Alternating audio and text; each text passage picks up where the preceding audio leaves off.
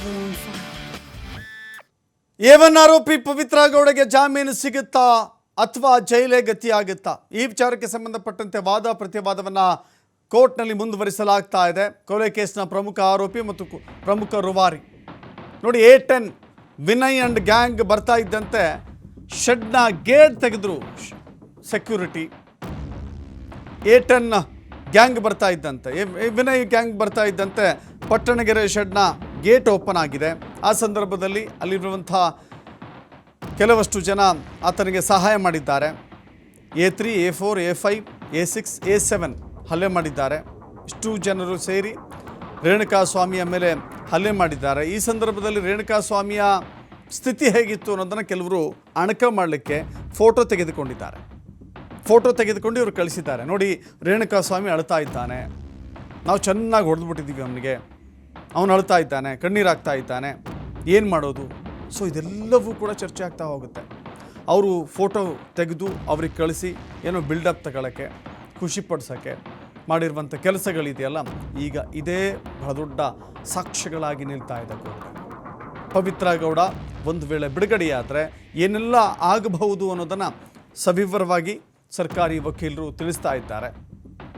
ಇಂಥ ಕೇಸ್ನಲ್ಲಿ ಇಡೀ ರಾಜ್ಯದ ಗಮನ ಸೆಳೆದಿರುವಂಥ ಪ್ರಕರಣ ಮಾತ್ರವಲ್ಲ, ಇದು ಅತ್ಯಂತ ದೊಡ್ಡ ಮಟ್ಟದ ಪ್ರಕರಣ. ಇದು ದೊಡ್ಡ ಪ್ರಭಾವ ಹೊಂದಿರುವಂಥ ಪ್ರಕರಣ. ಇದು ಪ್ರಭಾವಿಗಳ ಸಂಪರ್ಕ, ಮೂಲತಃ ಆರೋಪಿಗಳೇ ಇಲ್ಲಿ ಪ್ರಭಾವಿಗಳಾಗಿದ್ದಾರೆ. ಇವ್ರಿಗೂ ದೊಡ್ಡ ದೊಡ್ಡ ಪ್ರಭಾವಿಗಳ ಸಂಪರ್ಕ ಇದೆ. ಆಚೆ ಬಿಟ್ಟರೆ ಏನಾಗುತ್ತೆ ನೋಡಿ. ರೇಣುಕಾಸ್ವಾಮಿಗೆ ಹಲ್ಲೆ ಮಾಡಿದ ನಂತರದಲ್ಲಿ ಎಷ್ಟು ಕಡೆಗಳಲ್ಲಿ ಗಾಯ ಆಯಿತು ಅನ್ನೋದನ್ನು ಕೂಡ ಹೇಳ್ತಾ ಇದ್ದಾರೆ. ಎಲೆಕ್ಟ್ರಿಕ್ ಡಿವೈಸ್ನಿಂದ ಆತನಿಗೆ ಶಾಕ್ ಕೊಟ್ಟು ಆತನಿಗೆ ಚಿತ್ರಹಿಂಸೆ ಕೊಟ್ಟಿದ್ದಾರೆ. ಸ್ಟೋನಿ ಬ್ರೂಕ್ಗೂ ಹೋಗಿ ದರ್ಶನ್ಗೆ ಭೇಟಿ ಮಾಡಿಸಿದ್ರು. ಸ್ಟೋನಿ ಬ್ರೂಕ್ ರೆಸ್ಟೋರೆಂಟ್ ಅದು ಕೂಡ ಸೀಸ್ ಮಾಡಿ ಪೊಲೀಸರು ತನಿಖೆಯನ್ನು ಮಾಡಿದ್ದಾರೆ. ಅಷ್ಟು ಜನ ಹಲ್ಲೆ ಮಾಡಿದಾಗ ರೇಣುಕಾಸ್ವಾಮಿ ನಿಜಕ್ಕೂ ಕೂಡ ಕಿರ್ಚಾಡಿದ್ದಾನೆ, ಅತ್ತಿದ್ದಾನೆ, ಗೋಳಾಡಿದ್ದಾನೆ. ಆ ಸಂದರ್ಭದಲ್ಲಿಯೇ 39 ಗಾಯಗಳಾಗಿತ್ತು. 39 ಗಾಯಗಳು. ಈ ಸಂಬಂಧ ಅಲ್ಲಿನ ಸೆಕ್ಯೂರಿಟಿ ಹೇಳಿಕೆಯನ್ನು ಕೂಡ ದಾಖಲು ಮಾಡಿಕೊಳ್ಳಲಾಗಿದೆ. ಈ ಇಡೀ ವೃತ್ತಾಂತದಲ್ಲಿ ಏನೇನಾಯಿತು, ಹೇಗೆ ನಡೀತು ಅಂತ ನೋಡಿ.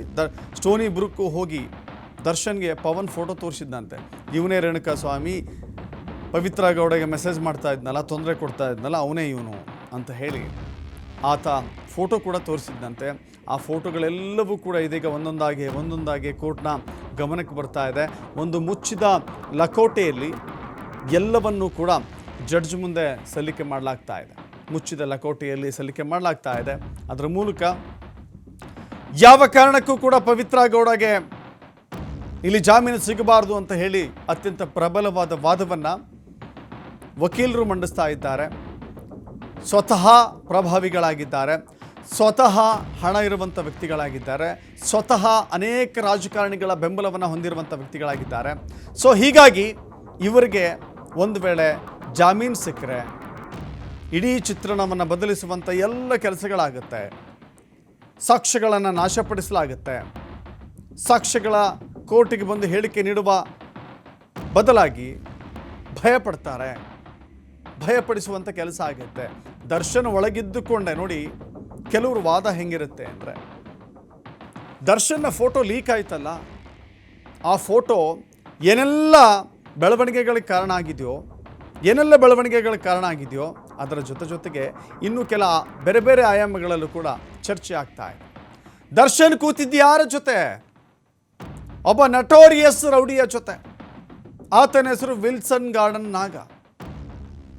ದರ್ಶನ್ಗೆ ಎಂತೆಂಥವರ ಸಂಪರ್ಕ ಇದೆ ನೋಡಿ ಅಂತ ಹೇಳಿ ಕೆಲ ಸಾಕ್ಷಿಗಳು ಭಯಪಟ್ಟು ದರ್ಶನ್ ಹೇಳಿ ಕೇಳಿ ಇಂಥ ರೌಡಿಗಳ ಜೊತೆ ಕೂತ್ಕೊಂಡಿದ್ದಾರೆ. ಅಂದರೆ ನಾನು ದರ್ಶನ್ ವಿರುದ್ಧ ಸಾಕ್ಷಿ ಹೇಳಿದ್ರೆ ನನಗೆ ಮುಂದೆ ಏನೆಲ್ಲ ಸಮಸ್ಯೆ ಆಗಬಹುದು ಅಂತ ಯೋಚನೆ ಮಾಡಿ ಸಾಕ್ಷಿ ಹೇಳದೆ ದೂರ ಉಳಿಯುವ ಅವಕಾಶಗಳಿರುತ್ತೆ.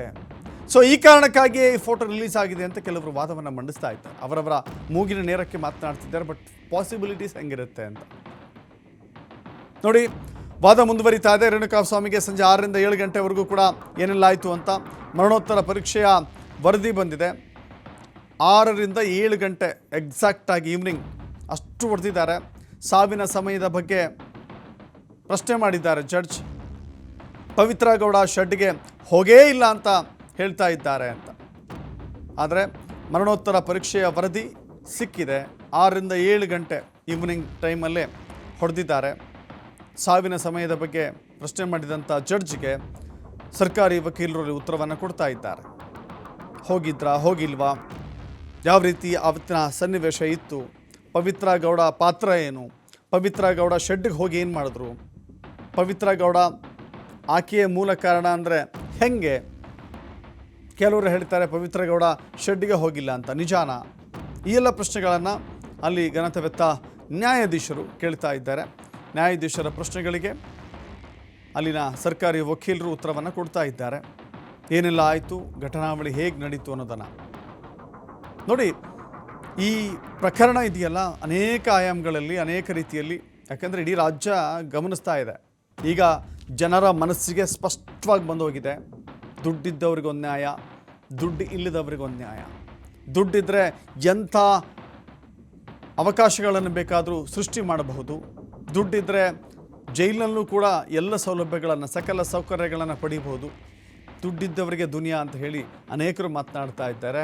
ಬಟ್ ಈ ನ್ಯಾಯದ ವಿಚಾರದಲ್ಲೂ ಕೂಡ ಸೌಲಭ್ಯಗಳು ಬಿಟ್ಬಿಡಿ, ಈ ನ್ಯಾಯದ ವಿಚಾರದಲ್ಲೂ ಕೂಡ ಹೀಗೆ ಆದರೆ ಜನರಿಗೆ ನ್ಯಾಯಾಂಗದ ಬಗ್ಗೆ, ಕೋರ್ಟಿನ ಬಗ್ಗೆ, ಜೈಲುಗಳ ಬಗ್ಗೆ ನಂಬಿಕೆ ಇಲ್ಲದಂತಾಗುತ್ತೆ. ಸೊ ಹೀಗಾಗಿ ಈ ಪ್ರಕರಣದ ಗಾಂಭೀರ್ಯತೆಯನ್ನು ಅರಿತು ವಾದ ಪ್ರತಿವಾದಗಳು ಸಾಗ್ತಾ ಇದೆ.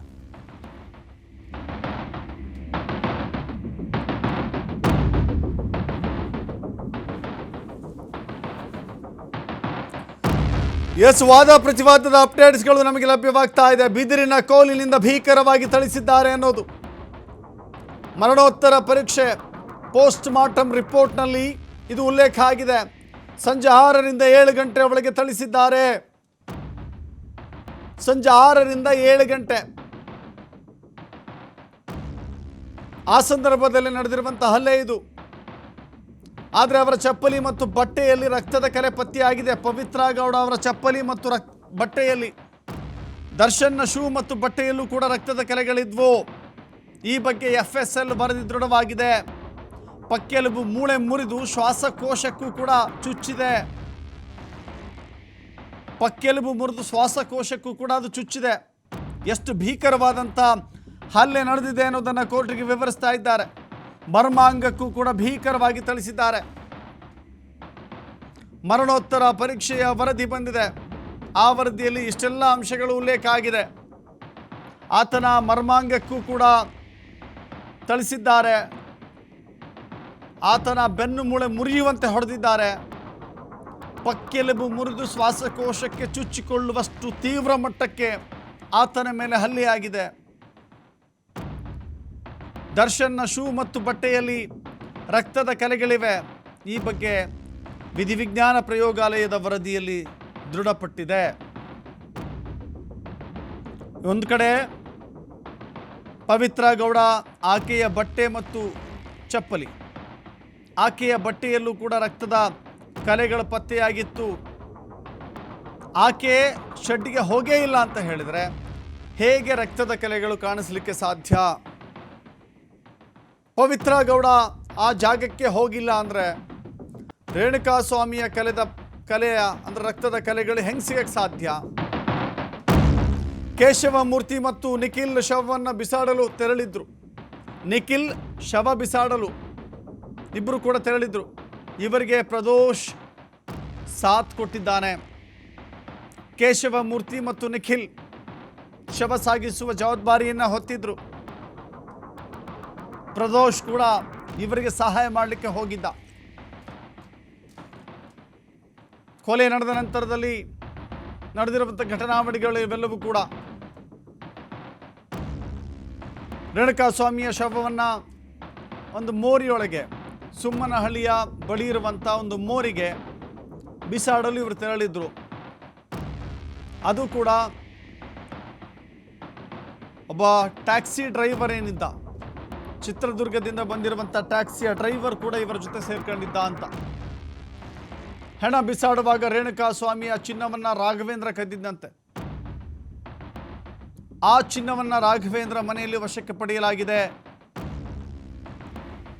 ನೋಡಿ, ಇಲ್ಲಿ ಒಂದೊಂದೇ ಹೇಗೆ ಬೆಸೆದುಕೊಳ್ತವೆ ಅನ್ನೋದನ್ನು ನಾವು ನೋಡ್ತಾ ಇದ್ದೀವಿ. ಕೊಲೆ ಮಾಡಿದ್ದು ಬ್ರೂಟಲ್ ಮರ್ಡರ್. ಇದು ಅತ್ಯಂತ ಪೈಶಾಚಿಕವಾಗಿ ಆತನನ್ನು ಕೊಲ್ಲಲಾಗಿದೆ. ಕೊಲೆಯಾದ ನಂತರವೂ ಕೂಡ ಕಿಂಚಿತ್ತೂ ಮನುಷ್ಯತ್ವ ಇಲ್ಲದ ರೀತಿಯಲ್ಲಿ ನಡೆದುಕೊಂಡಿದ್ದಾರೆ. ಆತನ ಶವ ಸಾಗಿಸುವ ಸಂದರ್ಭದಲ್ಲಿ ಆತನ ಮೈ ಮೇಲಿದ್ದಂಥ ಚಿನ್ನವನ್ನು ರಾಘವೇಂದ್ರ ಕಳ್ಳತನ ಮಾಡಿದ್ದಂತೆ. ಶವದ ಮೇಲಿನ ಚಿನ್ನವನ್ನು ಕೂಡ ಬಿಟ್ಟಿಲ್ಲ ಆತ. ಹೆಣ ಬಿಸಾಡುವ ಸಂದರ್ಭದಲ್ಲಿ ಆ ಚಿನ್ನ ಎಲ್ಲೂ ಹೋಗಲಿಲ್ಲ. ಅದೇ ರಾಘವೇಂದ್ರ ಮನೆಯಲ್ಲಿ ಈಗ ಪತ್ತೆಯಾಗಿದೆ. ಪೊಲೀಸರು ಅದನ್ನು ಸೀಸ್ ಮಾಡಿದ್ದಾರೆ. ಪೊಲೀಸರು ಇದನ್ನು ಚಾರ್ಜ್ ಶೀಟ್ನಲ್ಲೂ ಕೂಡ ಉಲ್ಲೇಖ ಮಾಡ್ತಾರೆ. ಪವಿತ್ರ ಗೌಡ ಅಲ್ಲಿ ಹೋಗಿಲ್ಲ ಅಂತ ಹೇಳಿದ್ರೆ ರಕ್ತದ ಕಲೆಗಳು ಹೆಂಗೆ ಬರ್ಲಿಕ್ಕೆ ಸಾಧ್ಯ? ದರ್ಶನ್ ಹೋಗಿಲ್ಲ ಅಂದರೆ ದರ್ಶನ್ನ ಮೈ ಮೇಲೆ ಅಥವಾ ಬಟ್ಟೆ ಮೇಲೆ, ಚಪ್ಪಲಿ ಮೇಲೆ, ಶೂ ಮೇಲೆ ಹೆಂಗೆ ಸಿಗ್ಲಿಕ್ಕೆ ಸಾಧ್ಯ? ಇನ್ನೊಂದು ಕಡೆ ಶವವನ್ನು ಬಿಸಾಡುವಂಥ ವ್ಯಕ್ತಿಗಳು ಮಾಡಿದ್ದೇನು, ಅವತ್ತಿಡೀ ದಿನ ಏನೆಲ್ಲ ನಡೀತು ಅನ್ನೋದನ್ನು ವಿವರಿಸ್ತಾ ಇದ್ದಾರೆ. ಹೇಗೆ ಪ್ರಕರಣವನ್ನು ಮುಚ್ಚಿ ಹಾಕುವಂಥ ಬಹುದೊಡ್ಡ ಹುನ್ನಾರ ಮಾಡಿದ್ರು, ಎಲ್ಲ ಆರೋಪಿಗಳು ಪ್ಲಾನ್ ಮಾಡಿದ್ರು ಇದನ್ನು. ಆದರೆ ಆ ಪ್ಲಾನ್ ಉಲ್ಟಾ ಹೊಡೀತು. ಎಲ್ಲರೂ ಕೂಡ ಈಗ ಜೈಲ್ ಪಾಲಾಗಿದ್ದಾರೆ, ಜೈಲಿನಲ್ಲಿದ್ದಾರೆ. ಇಂಥ ಒಂದು ಆರ್ಗನೈಸ್ಡ್ ಆಗಿ ಮಾಡಿರುವಂಥ ಈ ಕೊಲೆ ಇದೆಯಲ್ಲ, ಇದನ್ನು ಯಾರೂ ಕೂಡ ಸಮರ್ಥನೆ ಮಾಡ್ಕೊಳ್ಳೋಕ್ಕಾಗೋದಿಲ್ಲ. ಜೊತೆಗೆ ಇಂಥವರನ್ನು ಹೊರಗೆ ಬಿಟ್ಟರೆ ಆಗುವಂಥ ಅನಾಹುತಗಳಿದೆಯಲ್ಲ, ಅದನ್ನು ಪಟ್ಟಿ ಮಾಡೋಕ್ಕೂ ಕೂಡ ಕಷ್ಟ ಸಾಧ್ಯವಾಗುತ್ತೆ. ಇದನ್ನು ಕೋರ್ಟ್ಗೆ ಮನವರಿಕೆ ಮಾಡಿಕೊಡ್ತಾ ಇದ್ದಾರೆ ಸರ್ಕಾರಿ ವಕೀಲರು ಪ್ರಸನ್ನ ಕುಮಾರ್. ಸದ್ಯ ವಾದ ಪ್ರತಿವಾದ ಮುಂದುವರಿತಾ ಇದೆ.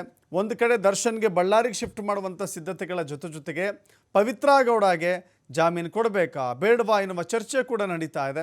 ಏನಾಗುತ್ತೆ ಪ್ರತಿ ಕ್ಷಣದ ಅಪ್ಡೇಟ್ಸ್ ನಿಮ್ಮ ಮುಂದೆ ಇಡ್ತಾ ಹೋಗ್ತಿದ್ದೀವಿ.